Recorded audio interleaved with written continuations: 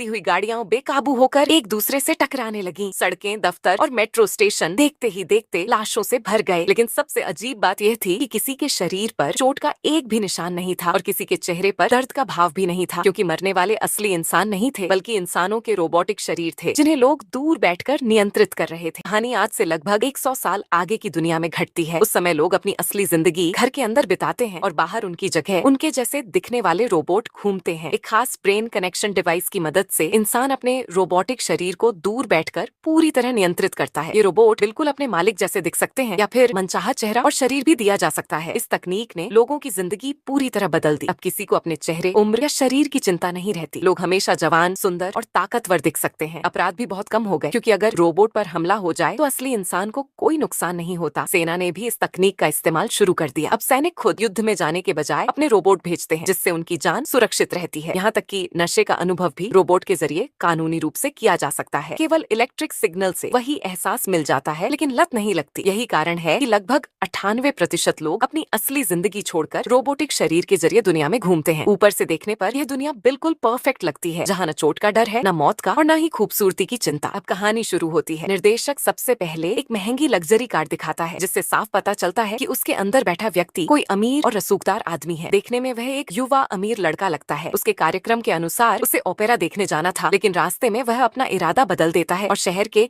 एक बदनाम इलाके में पहुंच जाता है। वहाँ एक बार में हर तरह के खूबसूरत और आकर्षक लोग मौजूद होते हैं। वह भीड़ के बीच से होता हुआ ऊपर की मंजिल पर जाता है और फिर ऊंचाई से छलांग लगा देता है। लेकिन वह आत्महत्या नहीं कर रहा होता, क्योंकि उसका रोबोटिक शरीर इतनी ऊंचाई से गिरकर भी सुरक्षित रहता है। कुछ ही देर में उसकी मुलाकात एक खूबसूरत लड़की से होती है। दोनों साथ में बाहर जाने ही वाले होते हैं कि तभी एक रहस्यमयी हेलमेट पहने आदमी उनके सामने आ जाता है। अचानक आए इस शख्स को देखकर अमीर लड़का गुस्से में उसे वहाँ से चले जाने के लिए कहता है। निर्देशक इसके बाद गली में क्या हुआ ये सीधे नहीं दिखाता। अगला दृश्य सिर्फ इतना दिखाता है कि हेलमेट पहना हुआ आदमी तेजी से भाग रहा है और भागते समय एक भयानक सड़क हादसे की वजह बन जाता है। यहीं से इस रहस्यमयी कहानी का असली खेल शुरू होता है।